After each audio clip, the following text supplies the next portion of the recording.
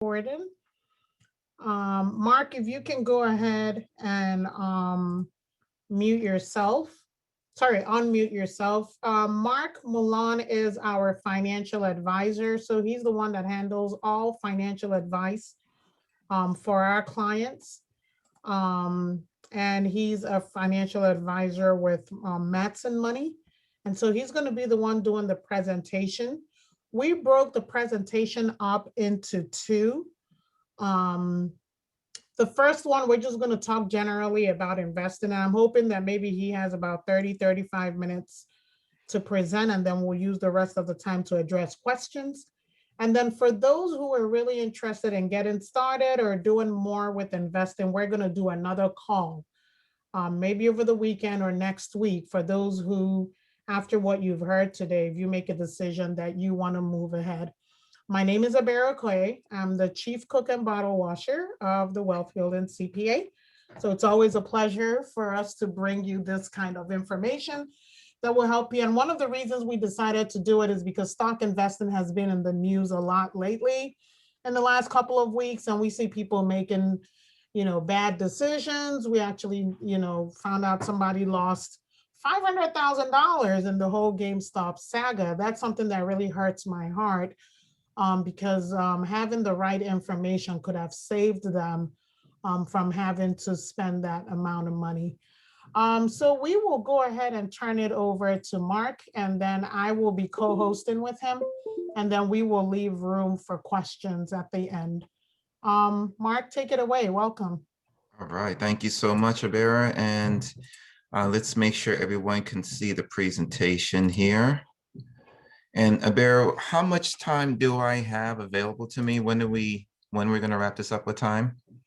Just want to make sure. I'm hoping that you can be done at 2:35, and so we leave about 25 for Q&A.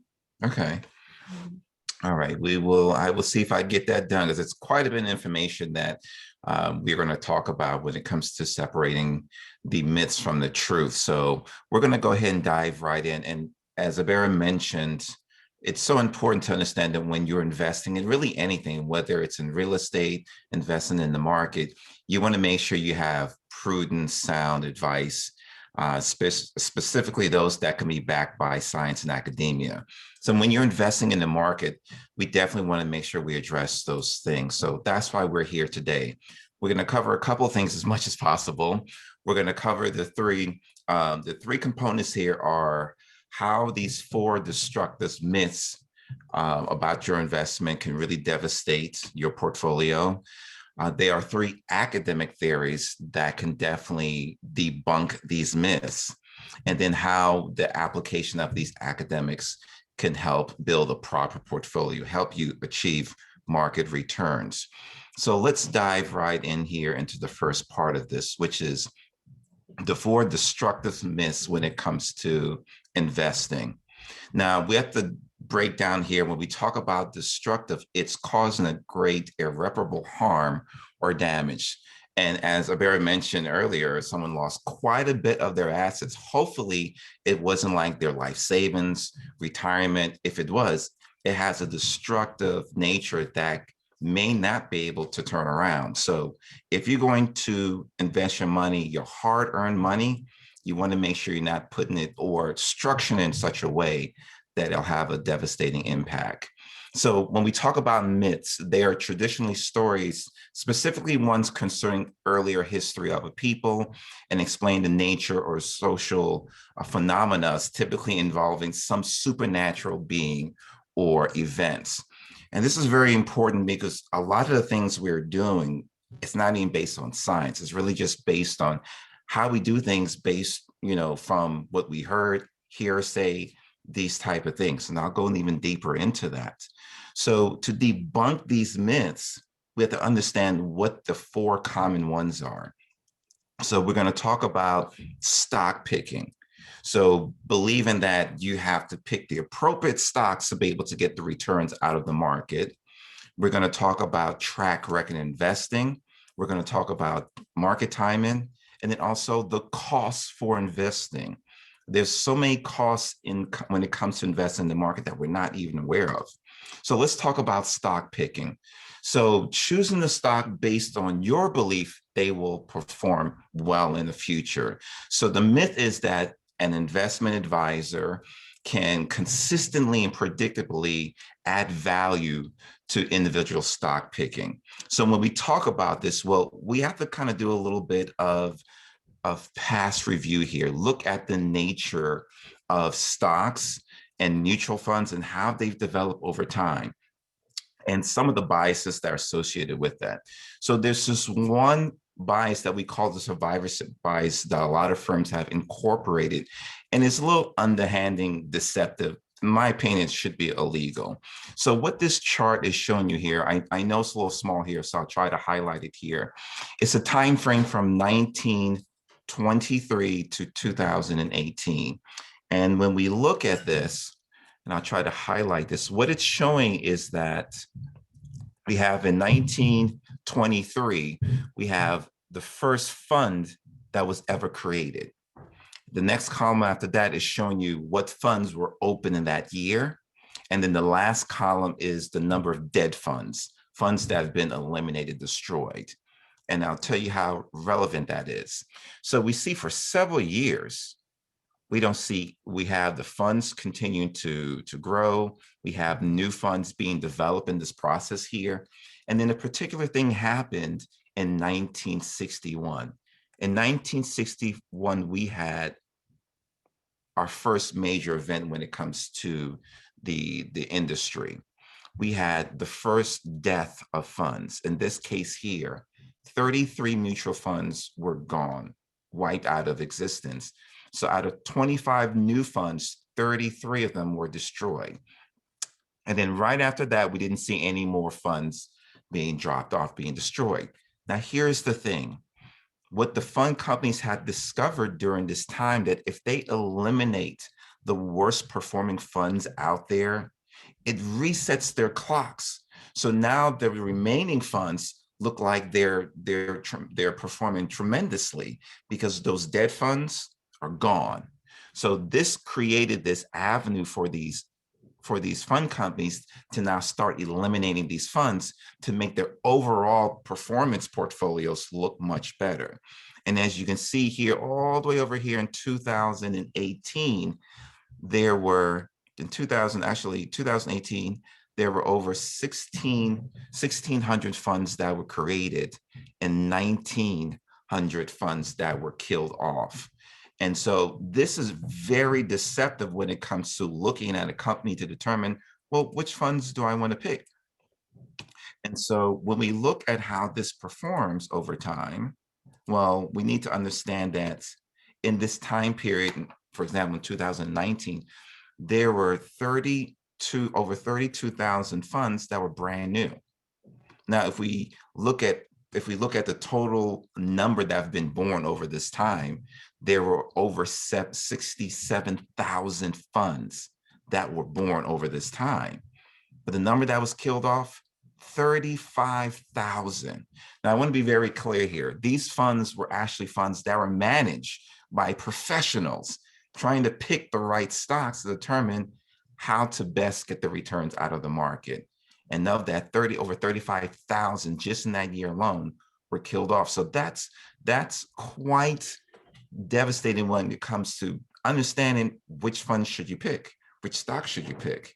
So when we're talking about the worst 200 mutual funds that are out there, well, how much of an impact would that really have?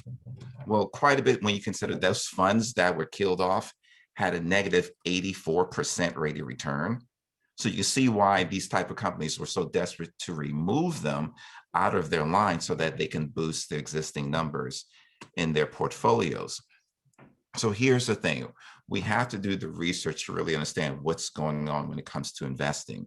And so when we look at this time frame here from 1972 to 2018, this is incorporating, if you have US stocks, including those biases, you remove those biases out of there, and so that you have $100,000 invested during this time frame, then you would have about $5.3 million. So this is you actively trying to decide which stocks to pick, getting rid of the debt funds.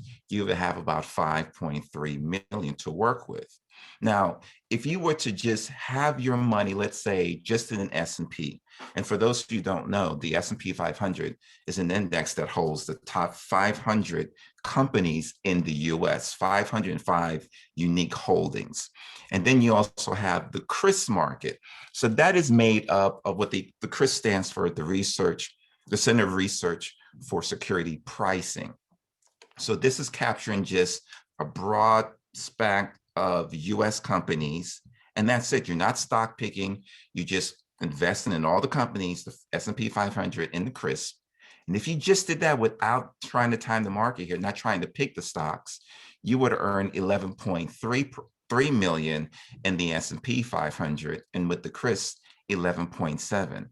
So again, when we look at stock picking, when we look at the statistics, it doesn't work, especially over the long term. So we want to make sure that we're understanding that when we are investing, are you going to use science or are you going to use guesstimation? So let's do another comparison here. And this time, instead of having just US equities, we're going to incorporate, let's say, some fixed income. So when we refer to fixed income, we're talking about like your cash equivalents, your bonds, government or corporate bonds, and so on. So you're adding a little bit of diversification in here. And in this case, the so-called experts that are picking these stocks, well, over this time frame, again, they're only earning what, 2.2% or $2.2 million in the same time frame, versus a properly diversified, well-engineered portfolio would have earned you, on the conservative side, $4 million in this example here. And again, this is about incorporating fixed into that. But let's say you want to be a little bit more aggressive. For time's sake, let's just go all the way to the aggressive side, where you have about 85% of your entire portfolio in these US equities, but then you still have 15% of fixed inside there. Well, instead of that 2.2 million, you would now have 28 million inside your portfolio. So again, it's about how do we really make sure that we're getting the most out of our portfolio without taking unnecessarily risks. Well, stock picking is definitely one of those entities that you are literally, and I could legally say this, gambling with your money, especially if you're looking at using your savings for retirement, emergency funds, that you can't afford to lose. And for most people, they can't really afford to lose their investments. So you want to make sure that you're using prudent, sound, academic engineering inside your portfolio. So then we have track record investing. This is one of my favorite ones to talk about, because when we talk about track record investing, we're really talking about the myth of looking in the past to determine what funds are going to perform in the future. And this is something that we see so often because sometimes we just don't know. I mean, for many of us, you go to your job, you start a new job, they have a 401k example, and they give you a list of funds. Sometimes there's 10, sometimes there's 20 or 30. You don't know which ones to pick. So what do? You look at the past to determine which fund managers performed well, and you assume, well, they will continue to do well into the future. And that's where the issue comes in, because in that same statement, you hear this all the time, that past performances are no guarantees of future performances. So again, it states right there the impact of looking at the past to determine where the market's going to go. So let's look at a 10-year period here from 2000 to 2009. Now, the top 30 equity funds that were managed performed almost 15%. So clearly these managers know what they were doing compared to the all around US equities, the S&P 500, and the ChRIS 1 to 10. So we're talking about the entire market when we're referring to the 1 to 10 decibels. So clearly here, we're talking about almost 15% of returns compared to the S&P, which is in the negative range.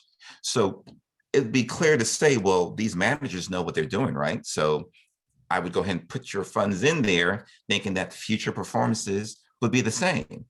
Well, if we look at the next 10 years, well, they weren't in a negative, but clearly they didn't pick properly, because the S&P almost doubled what you would have seen with their funds. Same thing for the ChRIS.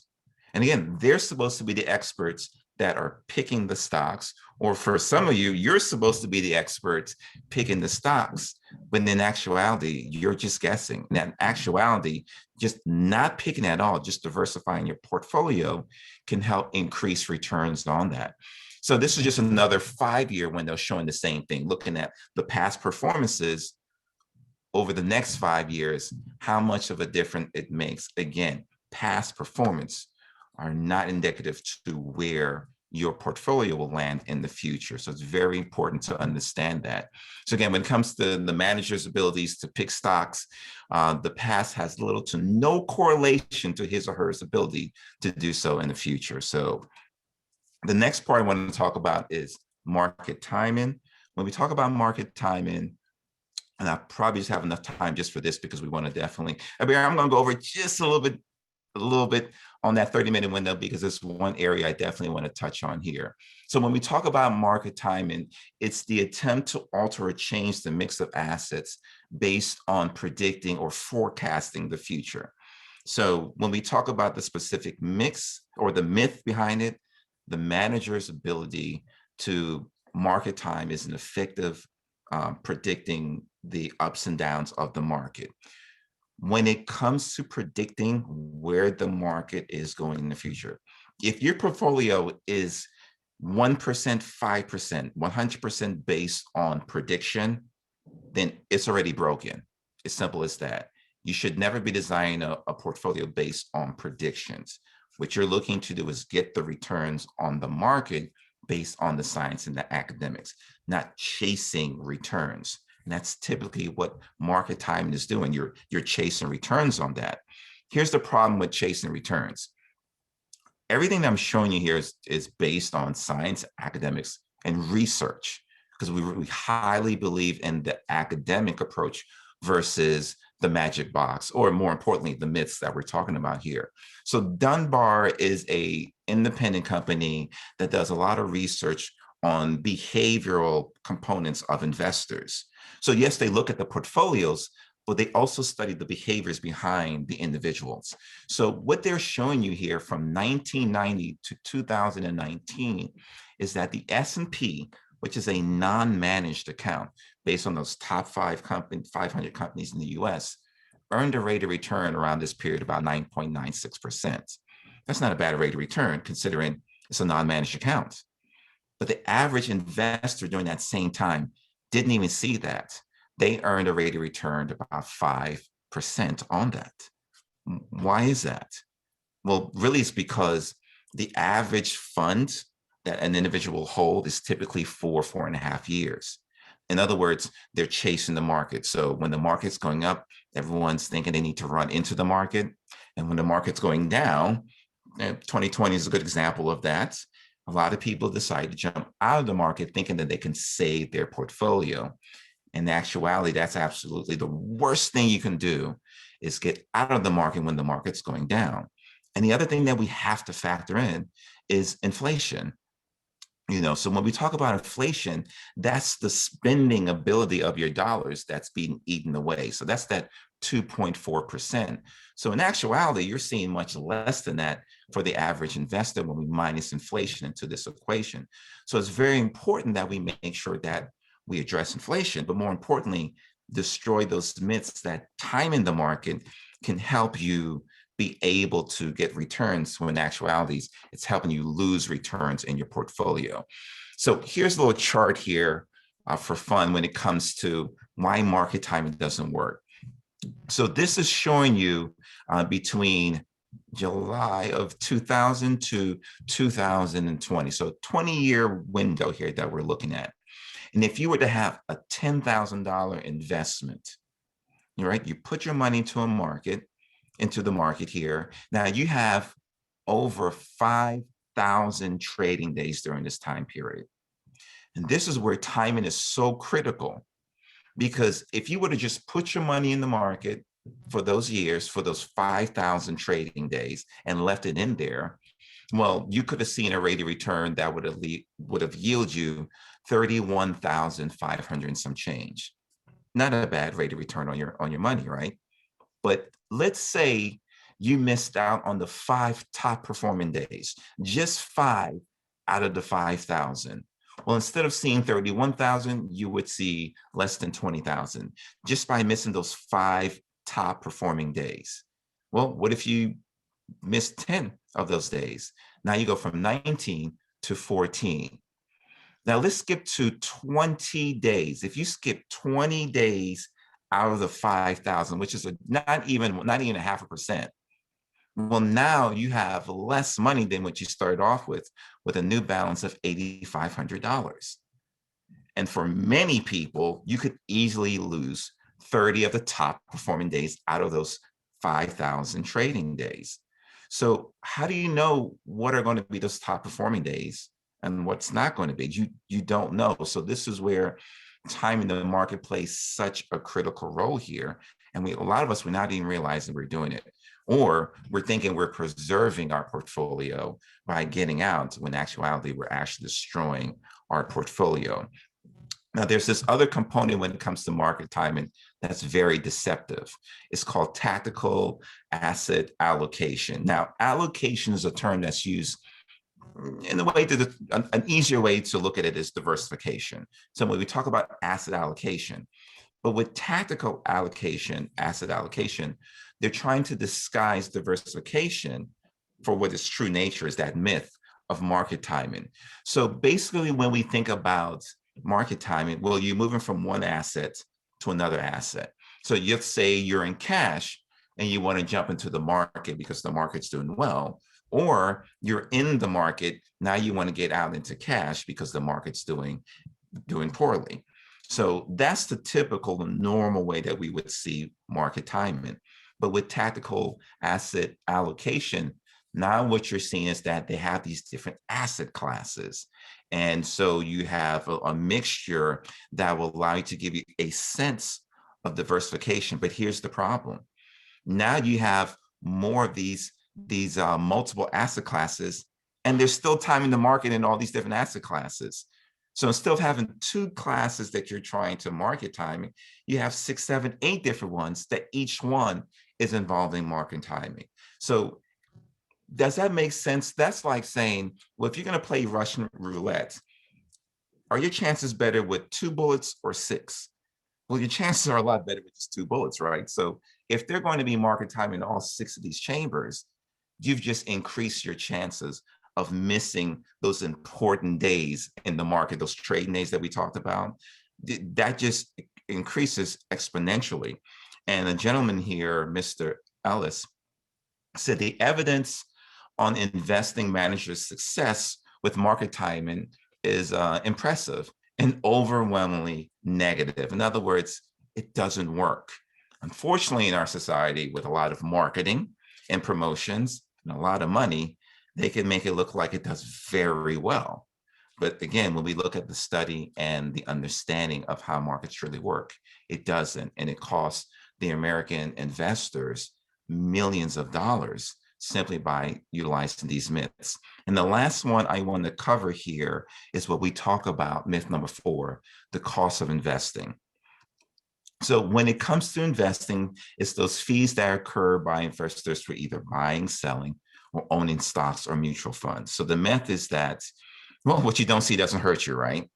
Now, this is one of being a financial advisor and also a life insurance agent.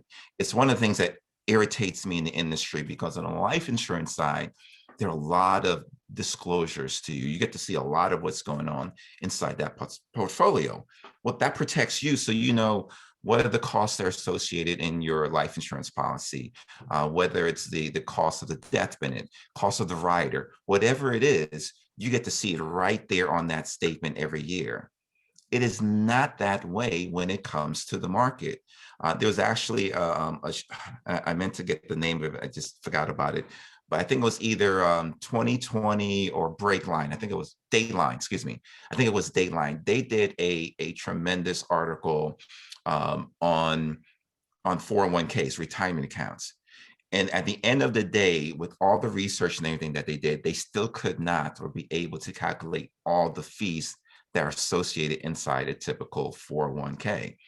One of those that we're going to talk on today is what we call the bid-ask spread. So what is this exactly that we're talking about? How does that impact the expenses associated with your mutual fund? So when we talk about the bid-ask spread, well, let's say, for example, you have a share of Apple, and that share is $49.50. So you want to go ahead and sell that. So you talk to a market maker, or kind of think of it as a middleman, and you say, hey, I want to sell my stock of Apple, and it's worth, $49.50. Now, during that call, you're thinking to yourself, you know what? Actually, maybe I want to buy some more stock instead of selling. Maybe you feel like the market's going to go up. So now you tell the market maker, you know what? Let me buy the stocks instead, because they're only $49.50. The market maker will say, well, no, it's actually 50 cents if you're going to buy it. Why? Because of that difference, that 0.5%, that the 50 cents in this example here is what the market maker keeps. And this is the part I want everybody to understand here. In 2008, when the market dropped, for some people, they lost 40% plus in their retirement accounts, their portfolio. Charles Schwab had one of the most profitable years in history, and one of the most devastating years in modern market years. They had one of the most profitable years. Why? Because it doesn't matter whether you're buying or selling, every action, they're making money. Now, if they were proper advisors or coaches, they would have been telling their clients, don't sell because you're destroying your portfolio. But they were about their profits. And I'm just going to be very blunt here. They were specifically about their profits. They didn't care if you were destroying your portfolio. At the end of the day, they were making their margins, and that's all they cared about.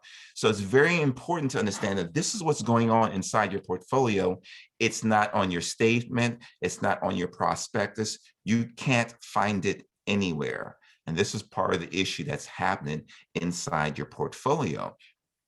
And this can cost quite a bit of money. This is just kind of a breakdown here of some of the costs. So when we talk about large stocks, they have a spread of about 0.4 basis points. And when we talk about small and micros, those are higher. So the smaller the intrinsic value, the worth of a company, they typically fall into these categories of small micros and micro stocks. And those costs go up much higher. So the more you're trading, the more you're jumping in and out of the markets, the more cost that's being associated to your fund. And you can't even see it. So then you're wondering, why is it you're not getting the returns of the market? Well, a lot of that has to do with these hidden costs that you can't even find inside any statement. So these are things that we have to look out for, because they have a significant impact on how your portfolio performs. And that is one of the reasons why when we talk about the science and academics, we want to look at those things based on these models that are on the backbone of Nobel Prize winners. So, I mean, I wish I can say that I've come up with the strategies and the techniques and the theories to design these portfolios. I'm not that smart, but I am smart enough to follow the leads of these Nobel Prize winners and these individuals that spend 50, 70 years of their lives doing these research that now we are benefiting from. And so even when it comes to no loads mutual funds, there's still these costs that are associated in it. And again, that's not disclosed. So we talked about so far the myths. We talked about the stock picking. We talked about market timing and track record investing, and then the cost that's associated with investing. So those are the myths that can devastate your portfolio. But how do you address these myths? Well, you address those myths with what we call the Matson Method. And the backbone behind the Matson Method is utilizing the approach of over 50 years of sound academic research by these Nobel Prize winners that I mentioned earlier. Being disciplined and understanding that we're not trying to beat the market, we're just simply trying to capture the market's returns. And by doing that, and managing the volatility as well. We don't want to eliminate volatility. I heard somebody say not too long ago, I want the returns, I just don't want the volatility. Well, if you don't want the volatility, then what you want is a savings account, because then you're going to eliminate volatility, right? but you're not going to get the rate of return. So there's always risk associated with an investment when you want a certain amount of returns, but you should be able to manage those. So the three ways, the fundamental approach as far as utilizing the Matson method is number one, using the efficient market hypothesis. Number two is the modern portfolio theory. And then number three is the three-factor model. Now, I'm going to just kind of touch on these real quick here because I do want to leave room for some questions. So just real quick here, when it comes to understanding the three components here I'm talking about here. So the efficient market hypothesis. Well, everything that we're sharing you here, let me just introduce you real quick some of the brainchilds of Harry Markowitz here. We have Miller. These are two Nobel Prize winners. I got the Nobel Prize for the modern portfolio theory back in 1990. And just real quick here, just to give you some idea, Mr. Markowitz, or I should say Dr. Markowitz, when he got the Nobel Prize in 1990, well, he came up with the theory of the modern portfolio more than 30 years prior. The reason why it took that long, because computers were not sophisticated enough to prove his theory. In other words, they had to wait 30 years for computers to be smart enough to prove what he came up with. Just to give you the idea, and my favorite part that I discovered 2 years ago was that the modern portfolio theory that he worked on was a side project. He was just doing that for fun. And for fun, he got the Nobel Prize along with Miller. And then we also have Mr. Sinkfield, Abitson, French, Fama and French. These are individuals that had helped build what you're going to see here today. So when we talk about the efficient market hypothesis, just real quick here, the simplest way to look at it is that all knowable and predictable information we have available for us today is in the price of an equity of a stock. So the only variable that we don't know is the unknowable. So how do you formulate what we don't know? So this is why when we look at prices of stocks and equities, well, that number you see there is based on all knowable information, all predictions. So the only thing that can change that is new information that we're receiving and those unknowables. So that in itself proved that stock picking, for example, or market timing or track record doesn't fit this model, because you're trying to say that you're going to be able to beat the market, but you don't have all the information. Why? Because it's impossible. That's why it's called the unknowable, because it's impossible to know what that information is. So when we're talking, as a matter of fact, just for time's sake, I'm going to skip this piece here because I want to go into understanding here that when we talk about just trying to capture the actual returns of the market and not trying to beat it, well, then you want to focus on capturing those returns. You want to eliminate the stock picking, the market timing, and the track record investing. You want to make sure that you diversify your portfolio, which I'm going to touch on that. And here's another thing that a lot of people don't realize. You need to identify your own risk tolerance. Many of us have our portfolios in this example vested in such a way that we're taking on either too much risk for our comfort level or too little risk for our comfort level. So you want to make sure you are addressing those things there, as opposed to someone who doesn't believe that the market is efficient. So you're going to be actively managing your account, trying to stock pick, market type, and so on. So the next one here is the modern portfolio theory. And this is the one that Dr. Markowitz got the Nobel Prize for, along with Sharpe and Miller. And so, and I already talked about Markowitz and so on. So this chart here, the Markowitz efficient frontier, this is a component that, as a matter of fact, everyone here that's ever worked with me, and I've done a portfolio MRI where I examine exactly what's going on inside your portfolio, those investments in the market, whether it's your 401k, TSP, your brokerage account, whatever it is, we examine that. And at the end of that, this is what you would see, the Markowitz efficient frontier. And the reason why he got a Nobel Prize for this is that when we look at how this works, what we're doing here is that we're looking at standard deviation, which is how much volatility or risk is associated with an investment. versus the rate of return over this time frame, what Dr. Markowitz discovered is that with a diversified portfolio, so you don't just have US equities, but you have international and you have those fixed component, right? And then inside that, you also add certain components that incorporate the entire market. So you're not just having the S&P 500, just the top 500 companies, or just tech, those type of things. You really try to incorporate the entire market. Well, when you do that diversification, he discovered this line in this field. So this line didn't exist before, and he discovered that. And what he discovered that this line represents the efficient frontier. And so, for example, in index, the S&P 500 represents the top 500 companies that I mentioned earlier. Well, as you can see here, it falls below the efficient line. Why? Because it's only the top 500 companies in the US. So it's not including any value stocks, any small stocks, micro stocks. None of those are in there. More importantly, there's no international. So where's the global aspect of this portfolio? It doesn't exist. So simply by adding diversification, well, you can increase your efficiency on this chart. And one of the things that's really remarkable about this, because when I do these type of analysis, I'll just be kind of broad here. Typically, when I do a 401k, especially someone who's just picking one, they usually fall within this window here. This is generally where I see most of the portfolios fall into. That means either for the rate of return that you're seeing, you're taking on more risk than if you were in a growth portfolio, again, utilizing the science and the academics that I talked to you about, which would help you to fall on this chart. You're taking on more risk, but getting less return.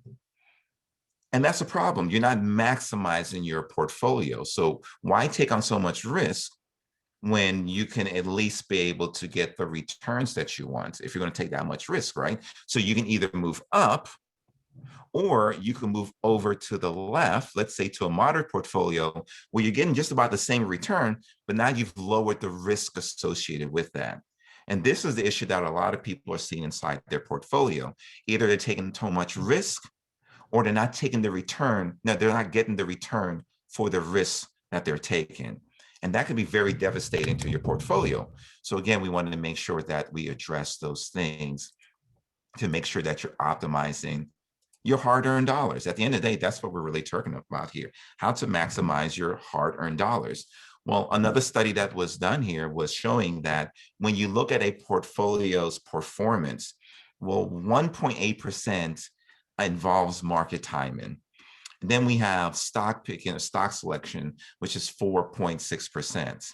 And that 2.1% is these unknown variables that are factored into the performance, leaving 91.5% of a portfolio's performance is solely based on the asset allocation. In other words, it's diversification. Now, here's the kicker. In this study, this 1.8% and that 4.6%, actually the 2.1%, their returns were actually negative. So these were all negative numbers. So 100% of the returns during the study came from the 91.5%. So this is why having your portfolio just in tech stocks is not benefiting you. It's actually hurting you. Diversification amongst all the asset classes is how you create diversification, how you increase performance. So there's this thing I like to ask everyone when I meet them for the first time is there's this phrase that I'm pretty sure every one of us here has heard, and that is, don't put all your eggs in one basket. And when I ask individuals, have you heard of that? Everyone says yes. And I ask them, well, what does that mean? And they'll say, well, you shouldn't put all your eggs in one basket because if something happens to that basket, all your eggs are gone. So we all understand this basic fundamental concept. I guess it's just part of our DNA now. I'm looking for someone who hasn't heard of that before. But yet when it comes to our portfolio, we do the complete opposite, either knowingly or unknowingly and unintentionally. but at the same time, it's still happening. So we definitely want to make sure that we address that by diversifying your portfolio appropriately. And when we talk about diversification, that even includes what we call correlation or opposing correlation in the portfolio. For many people, what they believe is that in order to get the returns in the market, well, you got to take more risk. But taking on more risk doesn't necessarily mean just dumping into one asset class. What you want to do is you want to have what we call opposing movement in your portfolio, meaning if one area is going in one direction, you want to make sure part of your portfolio is independent from that. So using tech stocks, for example, they will all tend to move in generally the same direction. So that means if all of your portfolio is heavily weighted in that one area and it goes up, well, that's great, right? But if it goes down, well, 100% of your portfolio is dropping down, or the majority of it is going down. So what you want to do is to help with diversification, have opposing investments that work opposite of each other, or what I should say, independent from each other. So that way, as one's going up and one's going down, they're kind of balancing each other. There's a term that Ebere loves to use, I've actually incorporated a lot in my own language, is the importance of having a hedge and against whatever you're investing, whether it's real estate, the market, whatever it is, you need to have another subset to kind of hedge against that. Well, inside your portfolio, it's the same way. You want to make sure you have one type of investment. You want to make sure you have one type of investment, that is working in one direction, and another type of investment, in this case here, investment B, that is independent from that. And that way you have a much more evenly growth in your portfolio. They're all going in the same direction. But now, even when you have a negative movement, you have portions of your portfolio that's in a positive movement because of those independent components there. So with that said, I definitely have more items here that I would love to talk about, but we have 15 minutes here, maybe a little bit more. So I want to be able to leave some room for questions. Or if you guys want me to continue, I can do that as well. But I'll take a pause right here to allow some questions, and then maybe I can share some more after that. So Ebere, anyone, I'll let you point at anyone that has any questions. Thank you, Mark. I'll ask some of the questions, but before we do that, I just wanted to say something for 2 minutes. The whole goal, Mark, can you unshare your screen for a second? Yep. Sure. The whole goal of having this discussion is understanding that we need to be in the business of wealth building. And when you're in the business of wealth building, you do want to look at all aspects of wealth building. You don't just want to look at one aspect.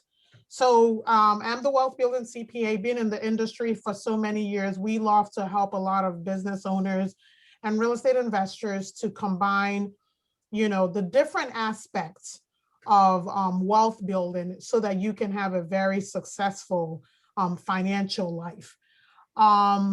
Here's my family, just showing you that real quick. And then the financial needs analysis, which is what we're talking about, is usually the very first thing that we look at when you're with us. The reason why I'm stating this, that the financial needs analysis is important, is that you need to understand what your goal is. What is your goal for building wealth? Is it that you want to leave your job, or you want to leave something for the kids, or legacy building, or charity? Whatever the reason is, it's important to begin with the end in mind. And the reason why I'm bringing that in, just to summarize with stocks, if you have the type, like there's a lot of people who have made money just being day traders. They make money day trading, people who make money swing trading. People have made money, GameStop. If you bought GameStop at $5 and it went to $500, there are people who have become millionaires off of that. But there's also people who have lost money. What we're talking about here is a slow and steady growth that at the end of the year, at the end of your life, you can look back and see that you had a structured investment plan. And the reason why the structured investment plan is so important for me is because life gets very busy. And because life gets very busy, if you're not able to have a structured wealth building plan, structured investment plan, you open yourself there to a lot of risk that you're taking. So I know some people will be like, yeah, I know people who have made money in stocks and they only did 3 stocks. Yes, that's why it's called gambling. Somebody's going to win that lottery. Is it going to be you or is it going to be somebody else? But if you don't want to take that kind of risk, we're saying diversify your portfolio. Make sure that you're working with people who can give you different asset mix. Don't just stay in one industry. Don't just pick one stock. Don't just time the market. Don't jump in because everybody is jumping in. Just like you have to plan your life out in other areas, you can plan your investing life to be able to get the best return in the long run. And for us, we don't just talk about stock market investing. We talk about real estate investing. We talk about starting a business. There are several ways to skin this cat in order to build your passive investments. But the reason why we're bringing the whole stock market deal to you is that in the past couple of weeks and months, a lot of people are jumping in, and if care is not taken, you can make a lot of mistakes and lose your shirt in the process. So we're going to take some questions now, and then if we have time at the end, we'll continue. Again, this is going to be recorded, and we do want to have another session that's more intimate. This is going to be for those who, say, hey, I'm really interested in continuing, so we can do this presentation. I invest with Mark and with Legacy Builders. I also do a lot of insurance products with them. I have my own business. I'm doing everything. I have real estate. There's different things. And then there's also the money that you set aside, for charity. So there's a lot of benefits in planning your life. It's doable. And it's amazing. You look back 20 years, you're like, oh my God, I can't believe all this happened. But you do have to have the savings in order to invest. And then you start diversifying. Not only do you diversify along different types of investments, real estate, your own business, stocks, but when you get into stocks, you also diversify further. And then for those that are Christians, it says that you should cast your bread upon the waters, and you see it in many days. I bet you didn't know that was an investing scripture. But think about it, cast your bread upon the water. So you spread it out because you never know which one is going to give you the return. So we'll take some questions now, and then if we have time at the end, we'll have Mark presenting. If you want to ask a question, you can unmute yourself, but before, while you're doing that, I'll read out some of the questions here. So let me see here. Somebody's asking, are you saying that we can invest in both the S&P 500 and ChFEBC market and make good money?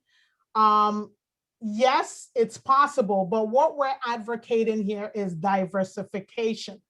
So not just investing in the S&P, not just investing in the ChFEBC, but setting up a portfolio where you're trading various kinds of stock amongst various classes, international, domestic. So it's like you have a combination fried stock. That's really what we're saying. Set up a combination fried stock. You get a better return on investment. And how you pick those stocks is where the whole Matson money method comes in. All right. I have somebody said, is it okay to pick international stocks? Absolutely. It's okay to pick international stocks. I'm from Nigeria. Well, depending on who I'm talking to, I'm from Nigeria. But if I'm talking in America, I say my dad's Nigerian and I'm American. But in Nigeria, because it's an emerging market, it performs a lot better than others. It performs a lot better than other markets because it's an emerging market. However, it depends on where you plan to live.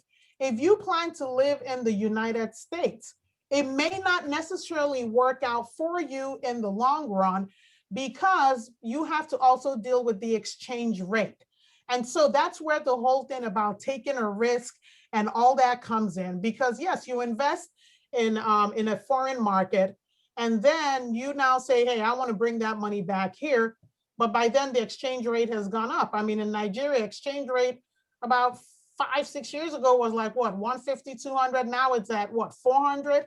So yes, you got a lot of return on your investment because it's 30-40% a year. But then when it's time to bring the money back here, but if you were planning to live internationally and you're investing there so that eventually you can go back, then yes, that makes sense.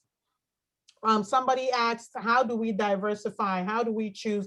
The way that you diversify is working with a financial planner that can sit with you, understand your risk, understand your tolerance, understand how much money you have, understand if you want to be aggressive, moderate, growth, and then come up with a package of portfolios of stocks that work for you. That's what Mark did with me. We sat down about 8 years ago, and I told him that I don't like taking risks. I'm very moderate.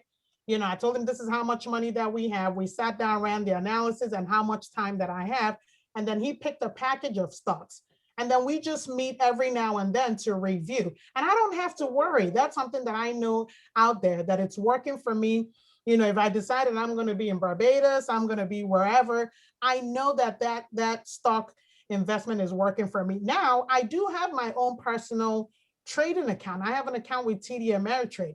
I'm not saying you shouldn't take risk, but the percentage of money that I have under my own management is like 1% of my overall investment, because I don't want to take that kind of risk. I know that this is where the money works, but sometimes you still need play money. You know, so for me, I look at that as play money. If I lose it, I lose it. If I gain it, I gain it. And that's the reason why I have my own account in TD Ameritrade. Ebere, I want to add something real quick on going back to international real quick, because that's such an important piece here. When it comes to designing a portfolio, a lot of, again, 401ks, investments inside the market, they're heavily weighted towards the US. And so this is something that anyone here that's more international, you know, have family overseas or explore overseas, this is just my own research, but it just seems as if there's a different mindset. Like you understand the importance of the global aspect. And so I'm saying all this to say that the US is not the center of the universe. There are other countries that are doing quite well, whether or not the US economy is going up or going down. So adding international to your portfolio becomes even important, because let's just say the US economy isn't doing too well. Well, you can offset that or create that hedge by adding international into your portfolio. And typically when I do an analysis on a portfolio, there may only be maybe 3 to 5 different countries that have similar market structures like ourselves. But in actuality, there's over 40 different countries that have similar markets. So we would want you to invest in all of them, because again, that's not putting all your eggs in a little bit of basket. You're putting it in all these different baskets to help, number one, manage the risk. And then number two, again, what the academics has shown that is also increased returns into that. So I just wanted to add that little piece as well. All right, Mark, can you start to include your information on the chat for those who want to contact you as we get ready to round up? I know there's a couple of questions. We are going to answer all the questions, but just wanted to make sure that we start providing information. We're also going to provide information about our business on the chat as well, for those of you that want to contact us to discuss more. Or if you say, hey, I'm interested in talking, you can send Mark a private message. So I'll keep going with the questions. Should we invest in the market as individuals or our LLC? What are the pros and cons of investing in our individual names or our LLC? There's really no difference for me between whether you do it in your name or you do it in an LLC name. It just depends on who owns the asset. I have both. I have too many. I have way too many. I have retirement accounts. I have the business account. I have the nonprofit account. I have the personal account. And so it just depends on where the money is sitting and who's going to be benefited or using those funds. So it's okay. There's no really pro and con of investing in either one, because at the end of the day, it's still passive income that's coming back. It's not like the real estate strategy where you have where you even buy and hold, it doesn't matter. But if you're doing like wholesaling or rehabbing, those active investing strategies, or if you're a day trader, even some swing traders, if you're doing it often, then we start dealing with, self-employment tax and all that. But if it's a passive investment, it really doesn't matter how you choose to invest. But of course, you always have to think about asset protection, which is a discussion for another day. Also, if you want to continue having these kind of conversations, please feel free to put it in the chat. We're interested in getting feedback from people on what you want. We just thought, hey, let's just, my staff were asking, we want to learn about stocks. And we're like, oh, Mark, hey. And they were like, oh, maybe other people want to benefit, so please let us know. Oh, this is my daughter. Hi, daughter. What investment tips do you have for young people who probably don't have a lot of savings to diversify but want to start investing? I'm sorry, let me talk to my daughter in the Nigerian language. Urenna, the reason why you don't have a lot of savings is because you are chopping your money. Save your money so that you can diversify. God bless you. I'm sorry. Mark, can you answer that? What do we do about the young people? So, and I'm so glad. I wish I could imitate that accent, but that's not going to happen. So, uh, but it's so important, especially for the younger generation here, because one of the things that we're seeing is that investing, and it's one of the reasons why we're here today, because of what Ebere was talking about, what she's seeing. Investing has become gamified, is the term that we've been using, where it's almost like playing a video game. Well, let me put my money into this. But it's still based on those myths that I shared with you today, based on the stock picking, the market timing, and the track record investing. So for the younger individuals who are starting off, again, when it comes to money, you cannot afford to lose. Ebere said it perfectly. She got 1%, probably less than 1% of her money that she's playing with. There's nothing wrong with that. But if you're going to invest prudently, then you want to utilize the science and the academic approach. Again, that Matson method I mentioned earlier. So you want to make sure that you're utilizing the efficient market hypothesis, understanding that the market is efficient. You can get returns from the market. You want to diversify your portfolio, utilizing the modern portfolio theory and the 3-factor model, which I didn't go into a lot of detail, but having large stocks, small stocks, value stocks. You want to make sure that all 3 of these components are inside your portfolio. And the best way to do that is to work with someone such as myself. And this is all I do. I don't believe in stock picking. I personally don't do stock picking, market timing, or anything like that. If you're working with me, that's all I'm going to show you. But that's one of the reasons why I have such a good relationship with Ebere, because I do believe in real estate investing and so on. That's why we work together to make sure that, yes, you can invest in different other things, but make sure you're doing it prudently. So I handle the investment side, and I use the science and the academics to do so. So for my younger people, understand the science and the academics. Don't get bought into the gamified approach of investing. And also just be careful about what you're spending your money on now, because I have a lot of people, I know my daughter used to have a problem when she was little on, why am I buying clothes from the thrift store? Well, now you know why. The reason why I did that was because every extra money that we had, I was putting it into investments. So you do want to have a strategy for making sure that no matter what level you're at, you can save money. I don't care if you're making $10 an hour, $15 an hour, $20, $30, $100 an hour, you can always set aside a percentage. What we do with our kids is we do the 30, 30, 30 principle. If you're grown, maybe that's difficult, but you can say, hey, if I do, if you're a Christian, you do like 10%, that you give towards charity. Why don't you pay yourself 10%, 15%? And that money, just set aside money. So if all you're making is $100 a week, or all you're making is $100 a month, get into the habit of setting aside 10%, 20%.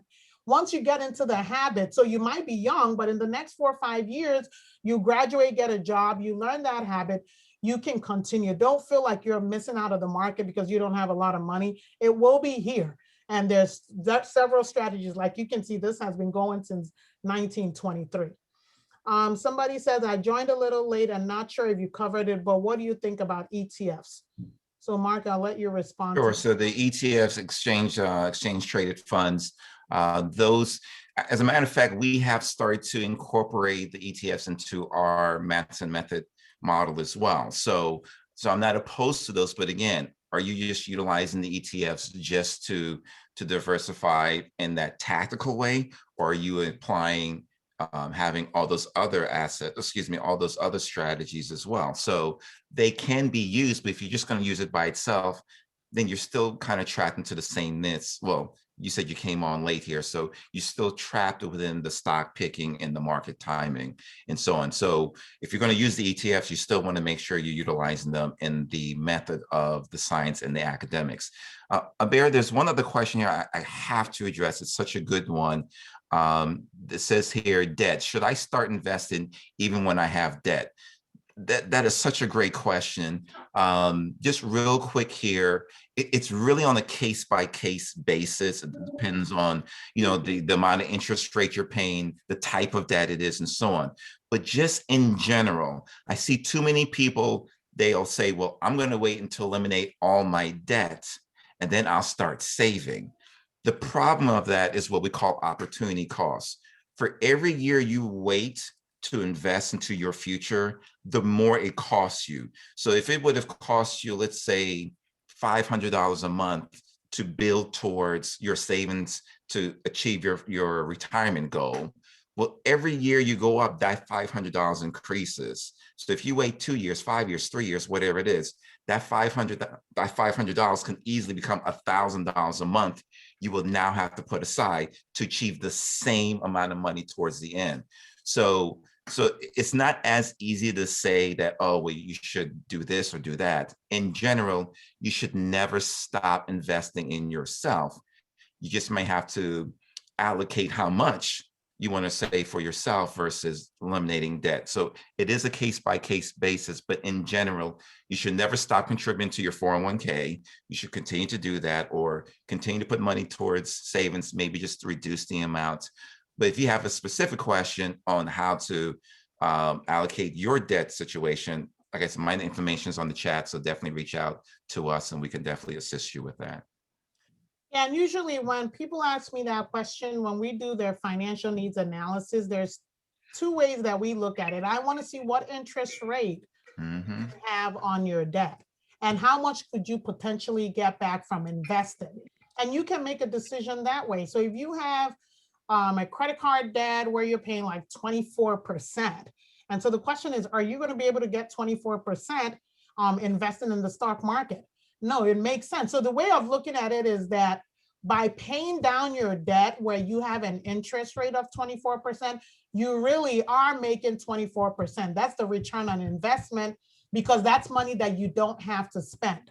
But if your debt is like a 5% interest rate or like a 6% interest rate, and you're investing in a portfolio that could give you 13 to 15%, you don't want to hold up and say, well, I'm going to pay off my debt at 5%. And lose the opportunity to make the 15, you're better off making the 15. We actually use this strategy a lot for a lot of our clients. Mark, I don't know if you remember the client where they sold their property and made what? About $300,000 or $400,000, and their tax liability was like $100,000. That was not no small change. But what we calculated is how much are they going to owe the IRS by not paying off the debt. The IRS interest on a tax liability is like 5%, but investing in the stock market, and they did the Matson money strategy, was giving them like 15 to 20%.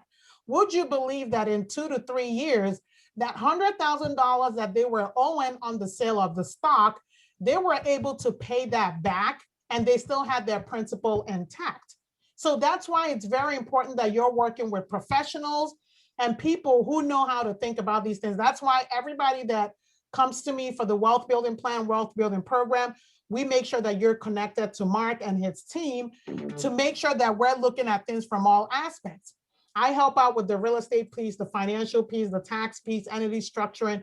But when it comes to the financial planning thing, we send you to Mark. And together we were able to do that analysis and say, hey, 3 to 4 years, if you can wait 3 to 4 years, with the return on investment, you use that to pay your tax liability and you keep your principal intact. And we were able, I think we did it in, it was 1 year further than our goal, but they were able to still keep their principal. So they did not have to pay those taxes with principal.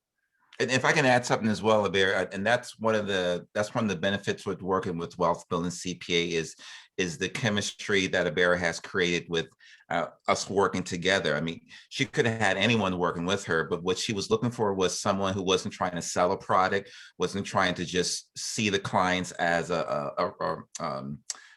payday for them, but really concerned about the welfare of you and what your financial goals are. So, and that's perfectly aligned with my values, making sure that you're getting the best for what you need for your family, for yourself, for your business. And then we also help you understand your purpose. So that was something, again, why Ebere and I connected so well. It's just helping you understand what is it you're trying to do.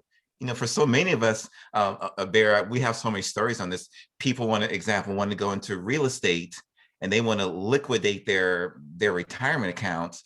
And what we've shown them that you will live a comfortable life if you just stay with what you're doing, or maybe use 50%. This is the one the Bear really utilizes. You know, why take 100% of your assets when you can take a portion of that to create a hedge? And the amount of investors that she has saved with that investment, I've lost track. And so for anyone that's looking for someone that really has their back, I mean, wealth building CPA without it, I've seen it firsthand. And that's why we work well together, because we work literally as a team from both aspects to make sure that you're getting the most out of your financial goals.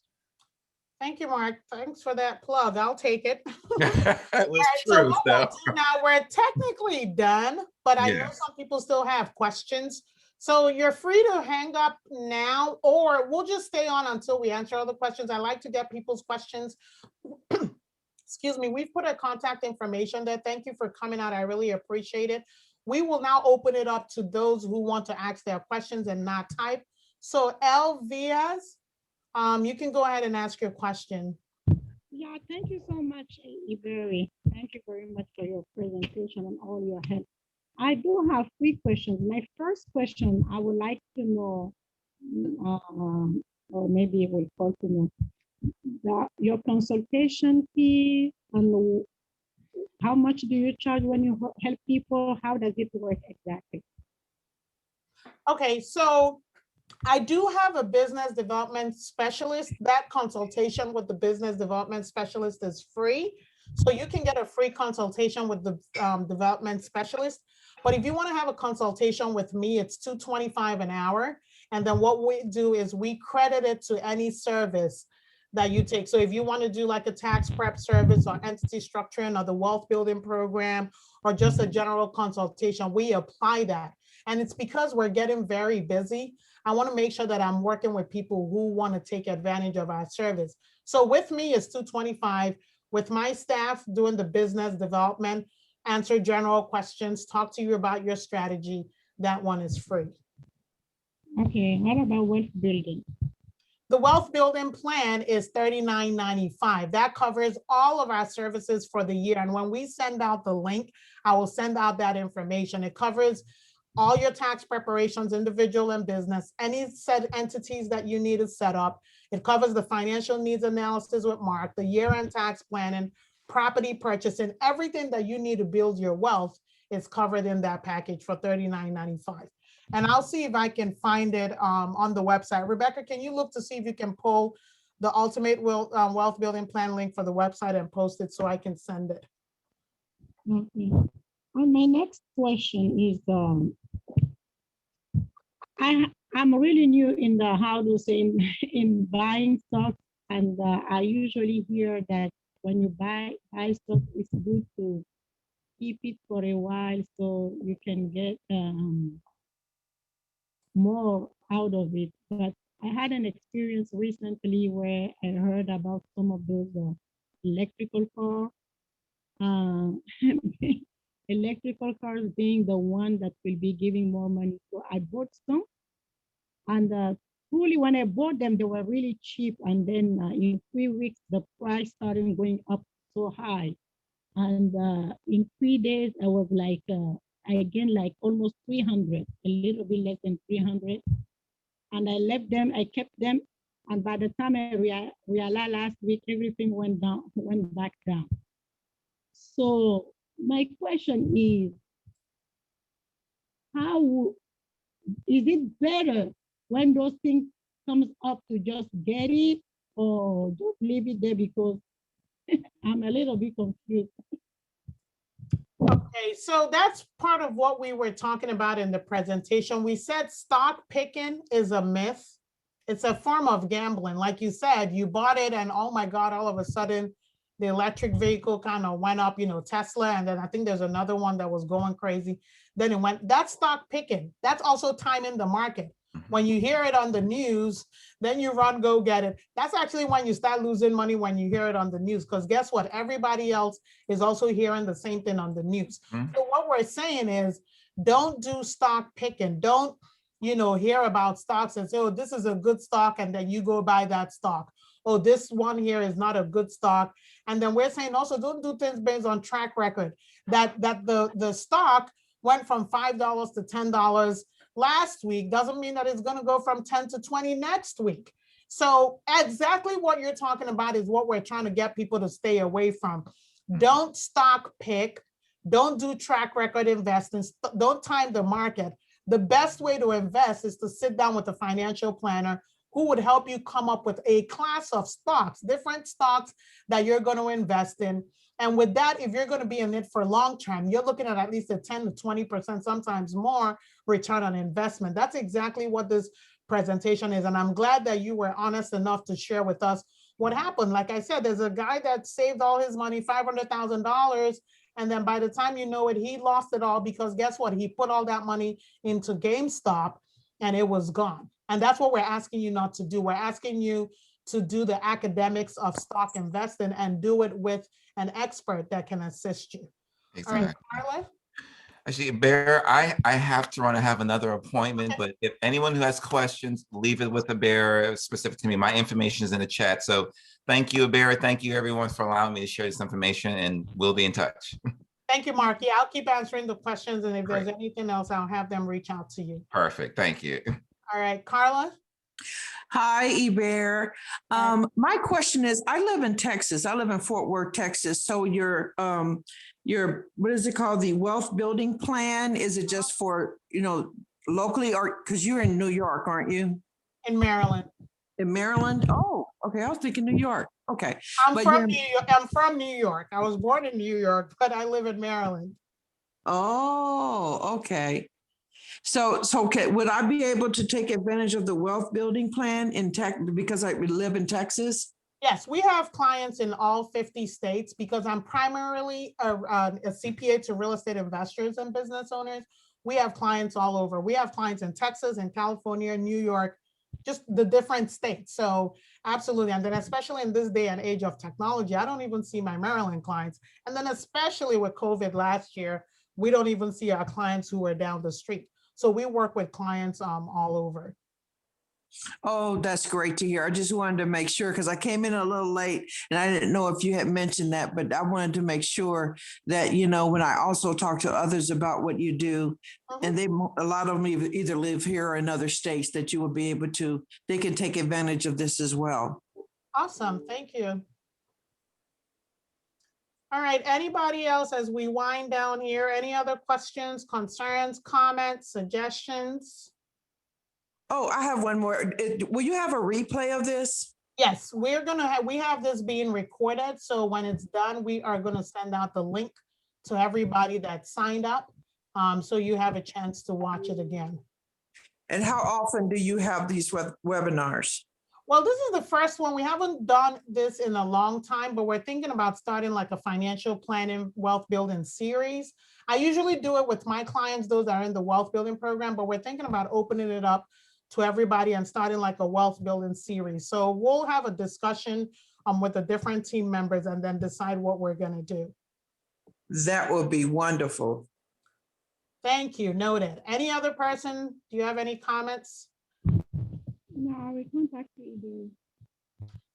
All right, so I'm gonna go ahead and just do a countdown as I say bye to all of you. So bye, Laura, bye, Aaron, bye, Amavi, bye, Ashby, bye, Carla, bye, Gail, bye, Gracia, bye, Sally, bye, Jay, bye, Josephine, bye, Marcella. Marcella, you don't want to say hi to us? Bye, Ngazi, bye, Nigel, bye, Patrice, bye, Ron, bye, Randolph, bye, Rebecca, Ricky, Shervita, Tiewer, Opando, Miller, George, Irene, Joelle, Letitia, Manuel, Monique, Thomas, Yink. So bye. It was really, really nice talking with you guys. And like I said, we will make a decision about doing more of this later. So I'm going to go ahead and stop the recording and then I'll end the call.